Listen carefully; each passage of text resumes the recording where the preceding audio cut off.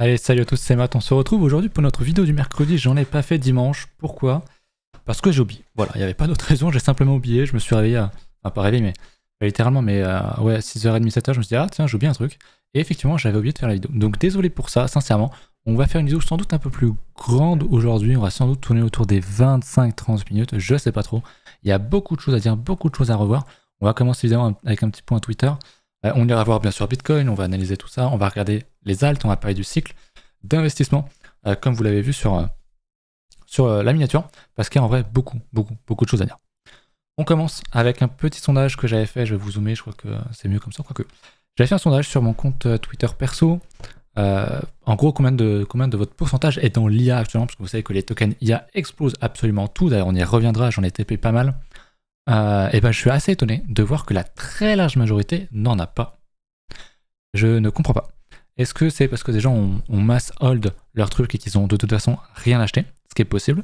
C'était une hypothèse mise en évidence par Tilt, je crois, sur mon Twitter.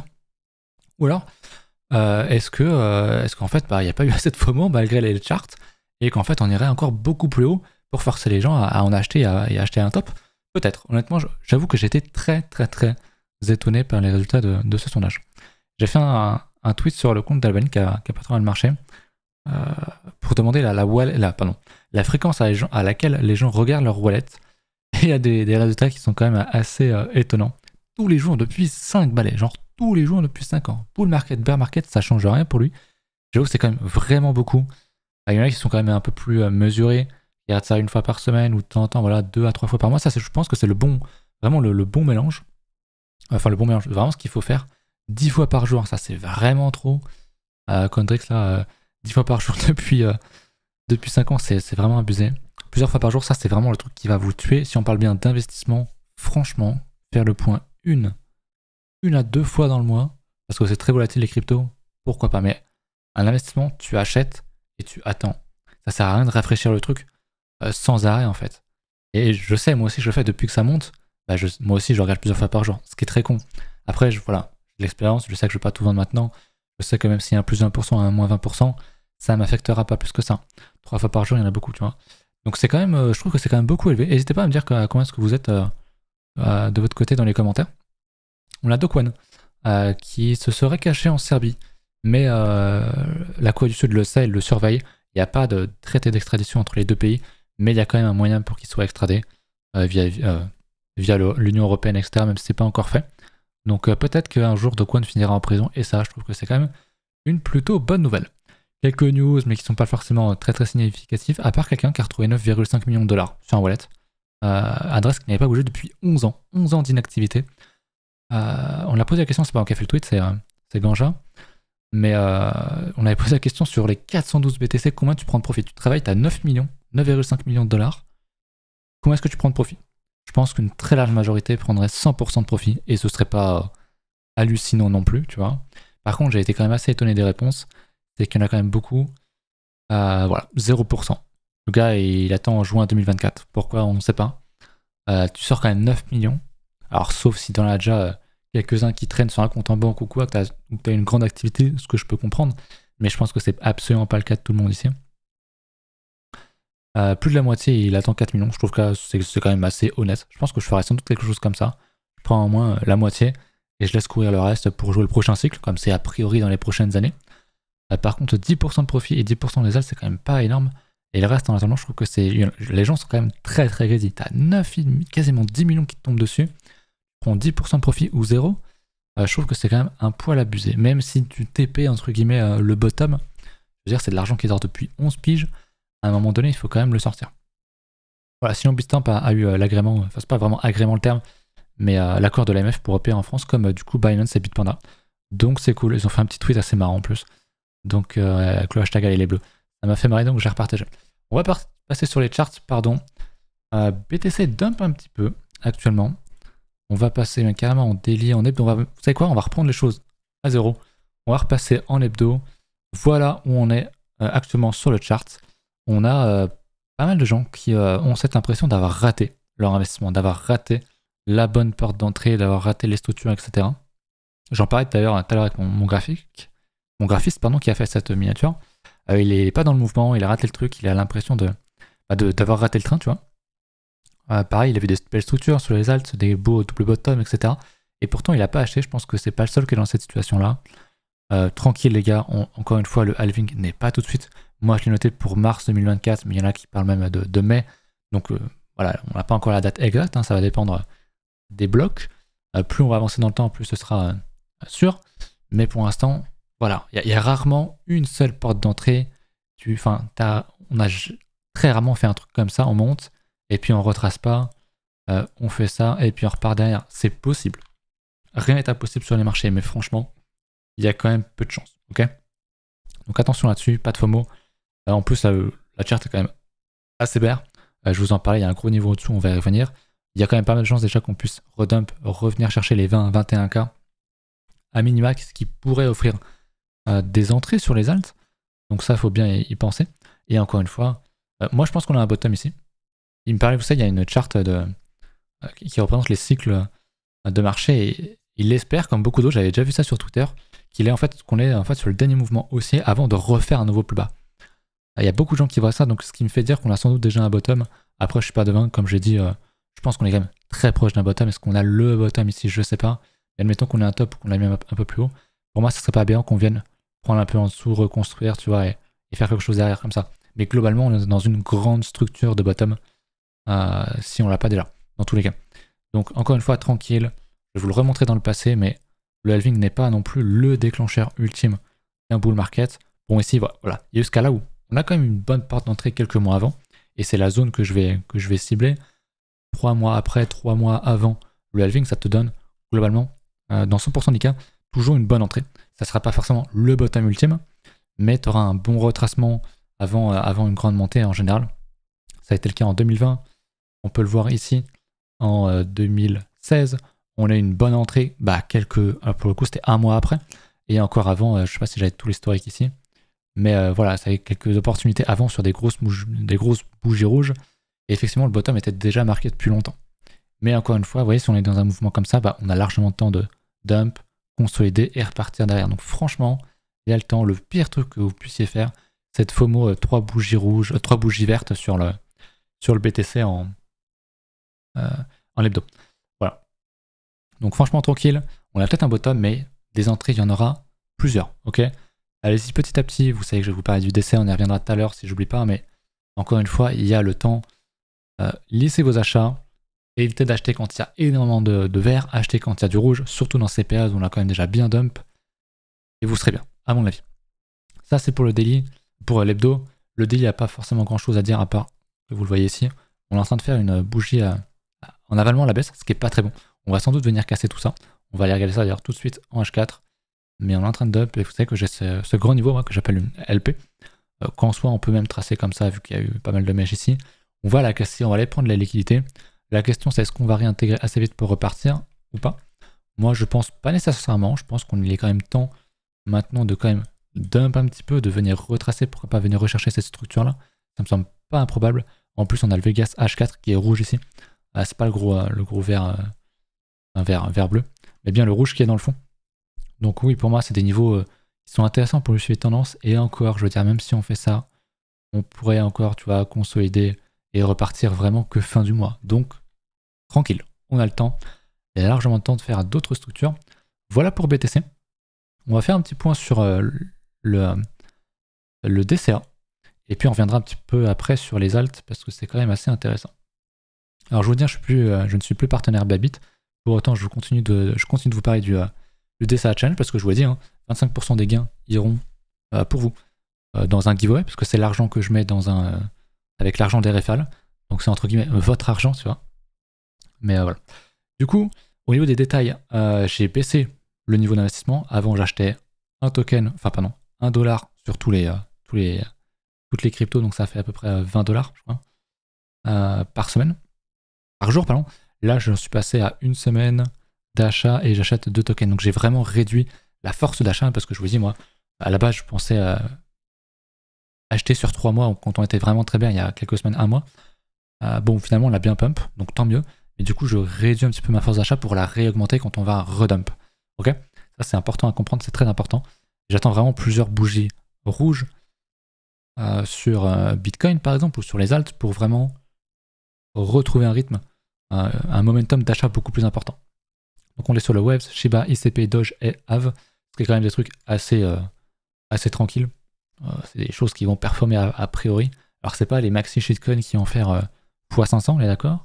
Sand, Mana, Link, le BitDAO de Bybit et le EP. Il y a quand même quelques shitcoins, on va pas se mentir, on veut quand même un petit peu de la perf, mais je suis pas allé dans Bitcoin et Ether. Donc il y a quand même de belles choses à faire. Donc voilà, c'est juste pour vous dire que je continue d'acheter petit à petit. Encore une fois, j'ai encore largement de quoi acheter. Enfin de moins en moins parce que j'ai quand même bien ciblé sur pendant un mois, on a quand même bien acheté. J'avais 1000 balles de côté, donc on est à quasiment 400, on est quasiment à 800. Donc on va dire à 75% à peu près d'achat du total. Donc c'est pas si mal en vrai. C'est pour ça que je peux me permettre de réduire un petit peu l'achat parce que à mon avis, on va forcément reconnaître des structures plus tard. Si je me mets en hebdo, je suis pas devin, hein, mais ce qu'on a fait pour la crise Covid, bon bah c'est pas improbable qu'on le reconnaisse un jour, Covid ou pas, qu'il y ait un facteur qui nous fasse dump, mais si on fait ça, à l'approche du halving, forcément je vais pas acheter, je m'attendrai à ce qu'on ait un dump, qu'on retrace et qu'on reparte peut-être derrière, tu vois. Donc dans tous les cas, on aura toujours une entrée, ça faut vraiment pas l'oublier, c'est super important. Voilà pour Bitcoin. Je sais pas si je l'ai dit, mais ce soir je suis en stream, 21h, donc n'hésitez pas à passer, on verra ça un petit peu plus en détail, on passera tout ça en revue, que ce soit investissement long terme, analyse d'alcool, etc. Donc n'oubliez pas de venir. On va passer du coup sur un BTC, pas sur BTC, pardon, sur Ether, qui dump, bon, globalement le marché dump, un Bitcoin dump, globalement les alt dump, je vais peut-être me passer en daily. On a une belle structure qui est quand même beaucoup plus belle sur Ether que sur BTC. Alors on pourrait y voir ici aussi hein, le fameux problème du edge, j'allais dire falling wedge, mais c'est l'autre. Mais pour moi, ça n'en est pas forcément un, ça ressemble quand même plus à une structure d'accumulation. Donc je suis pas non plus extrêmement certain qu'on dump sur BTC, sur du court terme, parce que Ether est quand même très beau. Alors on commence à faire un plus haut sur Ether, c'est quand même très bien, on change de dynamique, très clairement.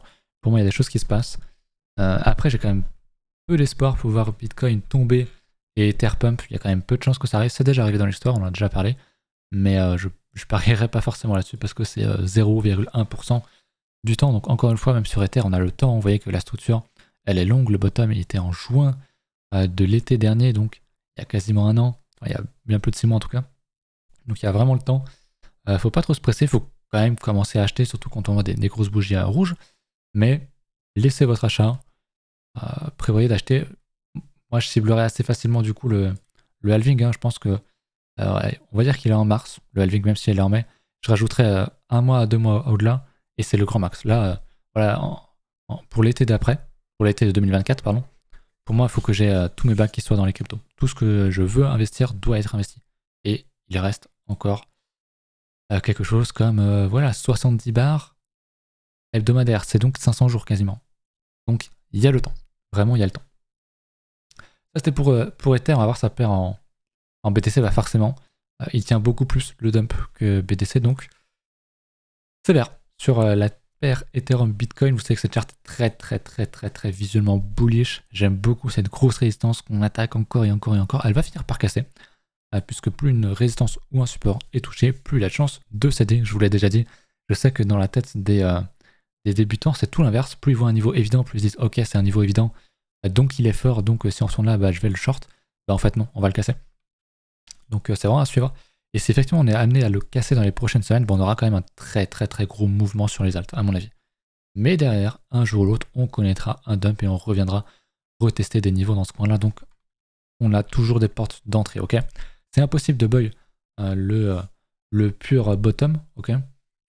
Qui a acheté Bitcoin à 15 200, pardon, on voit le très bien ici, 15 479, pas beaucoup, ok. C'est le hasard. Et dans ceux qui ont acheté ici, ils ont peut-être déjà vendu, tu vois ce que je veux dire. Donc, encore une fois, on peut pas avoir les ultimes bottoms, c'est pas possible. Ou alors très rarement. On va faire un point sur les alts. J'en ai racheté, j'en ai vendu, je vais tout vous dire. Vous savez que je suis beaucoup tout ce qui est IA. Bon bah là, l'IA se prend un petit peu tarif. On a le AGX que j'aimerais beaucoup payer ici, donc c'est encore au prix actuel à moins 80%. C'est largement possible avant l'année prochaine, ok. Donc moi j'ai mis mes ordres, j'attends. Enfin, je n'ai pas mis mes ordres, mais j'ai mis une alerte. J'attends. Pour l'instant, j'ai du cash de côté, on y reviendra. Le Cortex aussi qui est de l'IA, j'attends un peu plus bas. Pourquoi pas revenir sur les niveaux de 0,15 ou même sur ce niveau-là. à 0,1. C'est pareil, c'est du moins 60%. On a largement le temps. Le man qui est parti très fort aussi, pareil. Si on revient ici, moins 75%, je serais très intéressé. Après, j'entrerai pas dans tous parce que je peux pas avoir autant de coils. J'en ai déjà pas loin de 30, ça commence à être un peu compliqué à gérer. Le numéraire qui est pas trop parti, le Ocean, bon, je pense que vous le connaissez tous.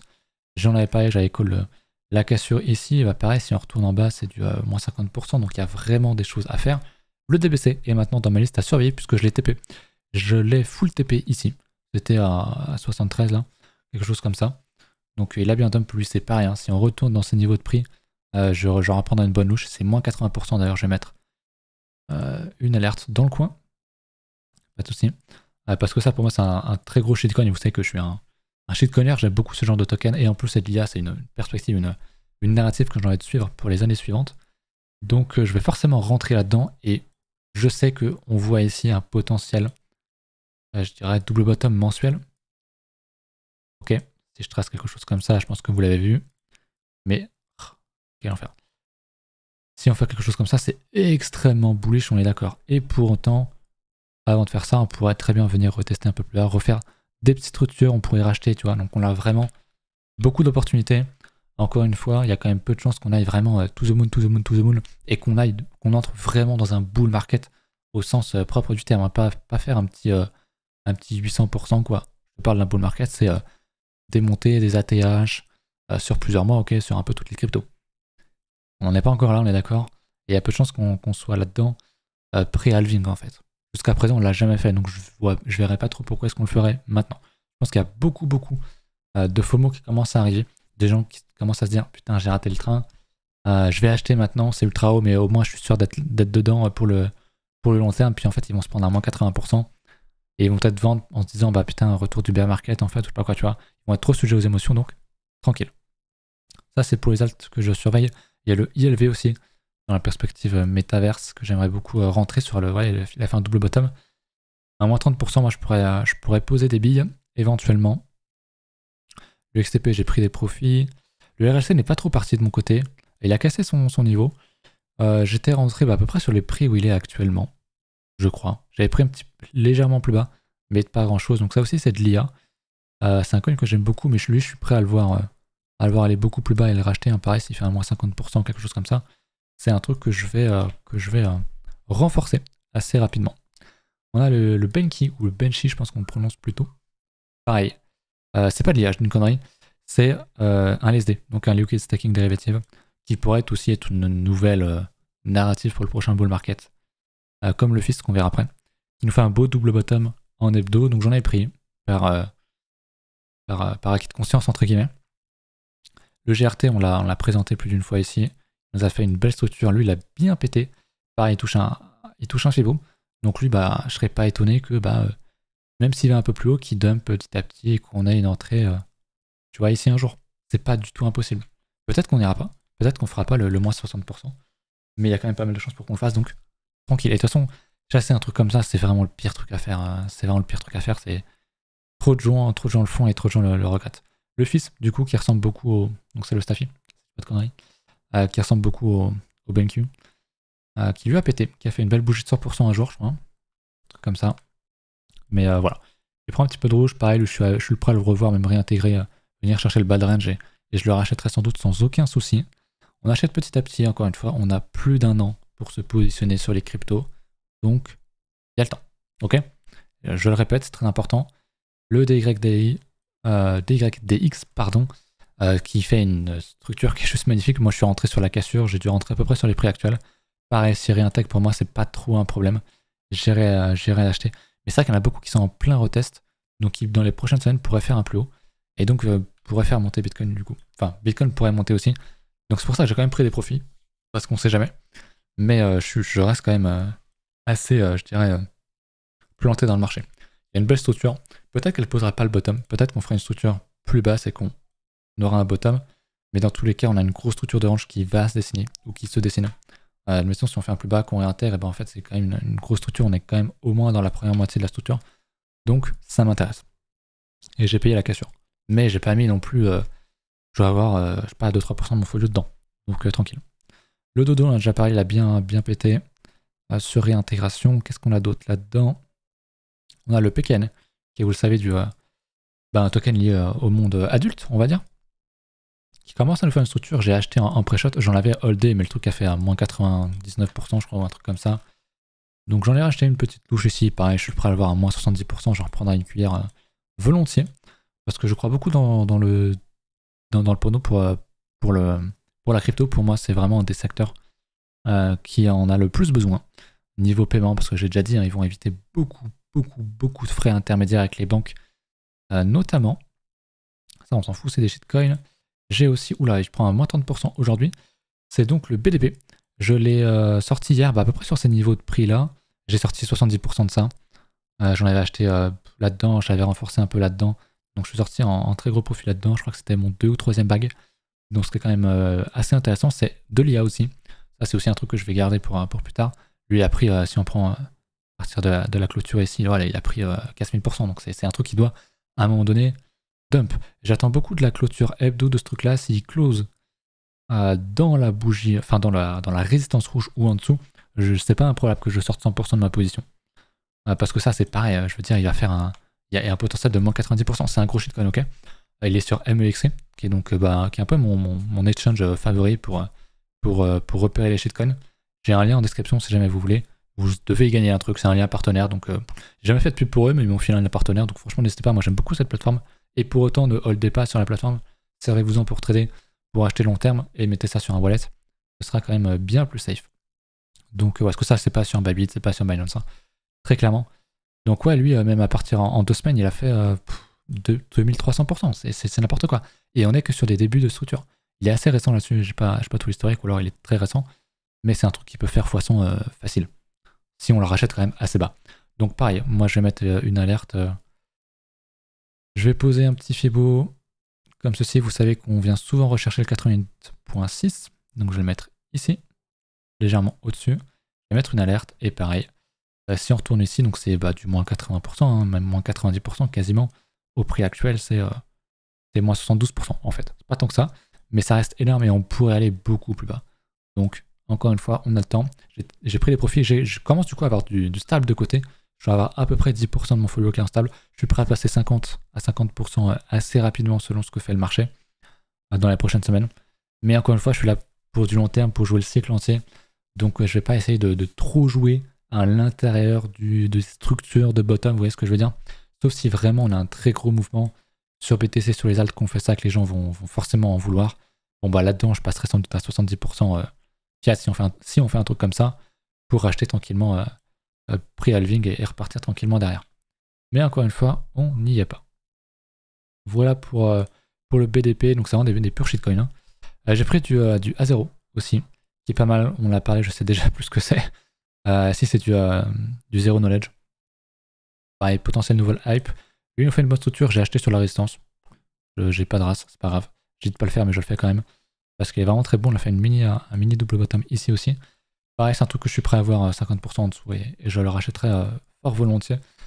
C'est de l'accumulation long terme, donc c'est très bien. Ça commence à être un petit bag. Donc voilà, de mon côté, j'ai toujours mon AXS, j'ai pas vendu. Il a fait sa petite structure. Il serait monté beaucoup plus haut, il serait monté ici. J'aurais sans doute pris une louche de profit. Mais c'est pas le cas pour l'instant. Il ira peut-être plus bas, hein, faire une structure un peu plus grande, faire un truc comme ça, vous voyez, un espèce de range comme ça. Techniquement, on est peut-être dans ces structures-là, tu vois. Donc on ira peut-être faire un plus bas. Mais dans tous les cas, pour moi, faire du DCA ici est vraiment, vraiment important. C'est mon avis. Mais on est dans ces niveaux, on a quand même beaucoup retracé. Et c'est quand même important si vous voulez vous positionner pour les prochaines années. Pour moi, on est sur des fenêtres d'achat. Alors maintenant, ou il y a un mois quand j'en parlais, quand j'ai commencé le DCA, ou plus tard, hein, quand on sera pré-halving, pour moi, c'est vraiment des périodes où on ne le regrettera a priori pas. Il y a peu de chances pour qu'on regrette ces achats en fin 2024 ou même 2025. Voilà. Voilà pour mes positions. Je vous tiens au jeu. J'ai 10% de fiat, je crois que je l'ai dit. Donc je suis prêt à passer au-delà. Mais pas trop non plus parce que je vais holder quand même encore 2-3 ans, a priori, enfin pour jouer le prochain cycle.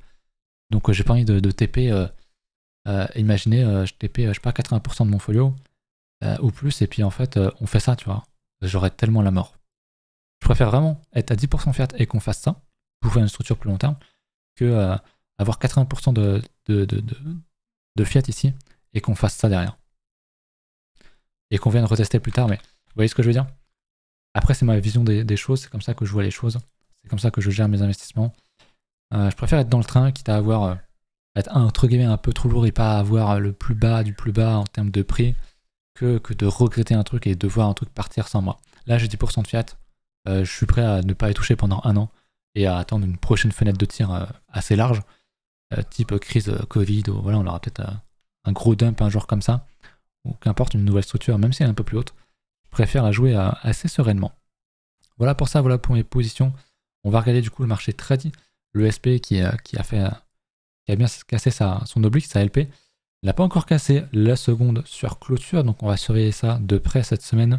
Ça serait quand même bien qu'on casse, mais bon, pour l'instant, le SP est quand même très bullish. Je serais pas étonné qu'on vienne casser ce niveau-là pour aller un peu plus haut et nous faire propulser entre guillemets sur le marché. Ça serait pas improbable. Une chose très intéressante, d'ailleurs, c'est l'or. L'or qui retrace à la hausse, l'or qui est quand même assez fort. Pas l'or, pardon, le dollar, et pourtant Bitcoin est quand même bien monté. Donc signe d'une certaine force, d'une certaine résilience du marché crypto actuellement. Donc je sais pas jusqu'où il va aller. Honnêtement, j'en ai aucune idée, on a quand même bien retracé, on est sur une résistance. Peut-être qu'on va juste retomber, et s'il retombe, je pense que Bitcoin va en profiter. Il y a quand même pas mal de chances. Maintenant, vous savez que ce que je regarde pour le dollar, ça va être sa clôture mensuelle. Si on close mensuellement dans le support, ce serait quand même pas top. J'aimerais vraiment qu'on close dans ces niveaux-là ou encore en dessous pour être un petit peu plus serein. Mais bon, si le dollar décide de nous faire un petit rallye, bon bah ça va propulser le marché crypto un petit peu dans le rouge et on va accumuler pour repartir plus tard. Donc voilà pour ça. Écoutez, je crois que c'est à peu près tout ce que j'avais à dire. Pensez à checker les liens en description. Si vous voulez aller sur MUXA, n'hésitez pas. J'ai un lien aussi pour Bybit, j'ai toujours valable, il n'y a pas de souci là-dessus. Pour du DCA notamment. Et puis voilà, ce soir en stream 21h a priori. Et puis on se retrouve là-bas. Salut!